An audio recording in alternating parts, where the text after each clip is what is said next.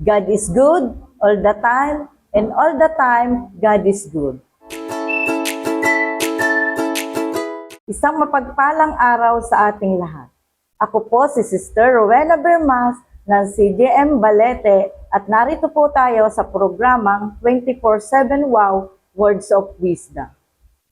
Marami sa atin ang nakarinig na ng katagang, God is good all the time, and all the time, God is good. Ngunit sa likod ng salitang yon, may malalim na katotohanan tayong kailangang madama, maranasan at mabuhay.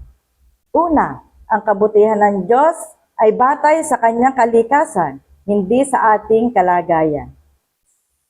Sa awit 34:8 ay mababasa natin, tingnan mo at lasapin ang kabutihan ni Yahweh.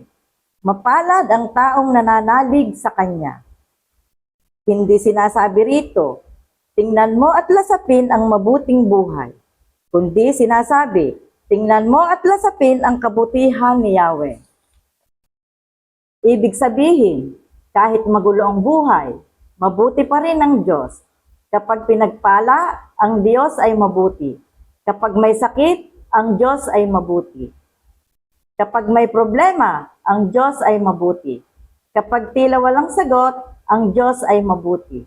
Ang kabutihan ng Diyos ay hindi nagbabago kasama ng panahon. Siya ang Diyos na tapat kahit tayo'y hindi karapat-dapat. Pangalawa, ang kabutihan ng Diyos ay nakikita sa araw-araw na biyaya. Minsan, hindi natin napapansin, ngunit ang pinakadakilang pagpapala ay hindi laging material. Ang buhay ay biyaya. Ang simpleng pagising sa umaga ay paalaala ng kabutihan ng Diyos. Hindi lahat ng nagising ngayon, ngunit tayo ay binigyan niya ng panibagong pagkakataon.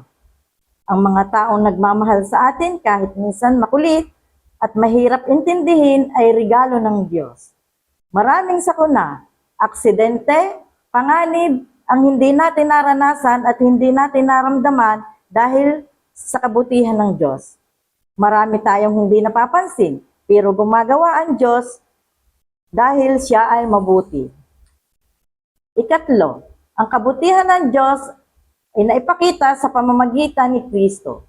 Kung may isang ebidensya ng kabutihan ng Diyos na hindi natin maaaring pagdudahan, ito ay nakasaad, sabi sa Juan 3:16. Sapagkat gayon na lamang ang pag-ibig ng Diyos sa sangkatauhan, kaya't ibinigay niya ang kanyang kaisa-isang anak, upang ang sinumang sumampalataya sa Kanya ay hindi mapahamak, kundi magkaroon ng buhay na walang hanggan. Hindi siya nagbigay dahil mabait tayo, kundi dahil mabuti siya. Ipinanganak si Jesus bilang tao dahil mabuti ang Diyos. Nagturo siya ng katotohanan dahil mabuti ang Diyos.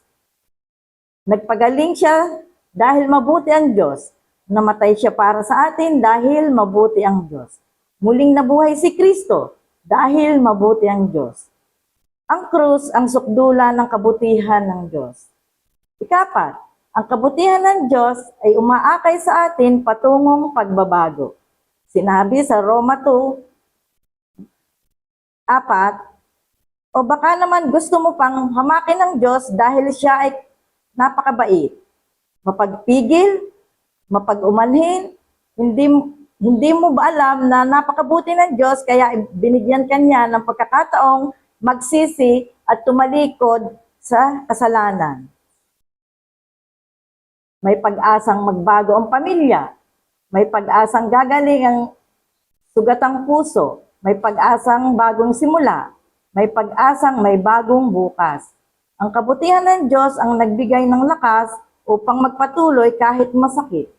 Tumayo kahit nadapa at ngumiti kahit may pinagdadaanan. Ikahuli, ang kabutihan ng Diyos ay dapat ipakita sa ating pagkatao. Kung mabuti ang Diyos sa atin, dapat maging mabuti tayo sa iba. Magpatawad tayo dahil pinatawad tayo ng Diyos. Maging mapagbigay tayo dahil pinagpala tayo ng Diyos. Maging mahabagin tayo dahil si Jesus ay mahabagin. Maging liwanag tayo dahil ang Diyos ay liwanag. Ang kabutihan ng Diyos ay hindi lang para tanggapin, kundi ipasa. Bilang conclusion, May isang katotohanang hindi mababalik. Ang Diyos ay mabuti, kahapon, ngayon at magpakailanman.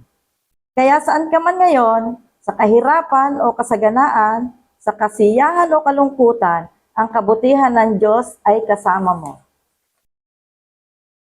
Kapag nawalan ka ng pag-asa, tumawag sa Diyos na mabuti. Kung napapagod ka, magpahinga ka sa piling ng Diyos na mabuti. Kung magkasala ka, patatawarin ka ng Diyos na mabuti. Sa Diyos mo lamang maranasan ang kabutihan. Kabutihan hindi nauubos, hindi kumukupas, at hindi nagmamali. Tayo po ay manalangin. Diyos na dakila, salamat po sa pagkabasa ng iyong mga salita, Panginoon. Tunay nga po sa buhay kong ito, Panginoon, na patuloy kong nararanasan ang kabutihan mo na sa pagkilos mo, Panginoon. At tunay nga po, Panginoon, na ikaw palagi ang mataas sa aking buhay. In Jesus' name, Amen. Muli, ako po si Sister Rowena Bermas na nagsasabing, ang oras ay gamitin upang ang Diyos ay luwalhatiin. Mapagpalang araw po sa ating lahat.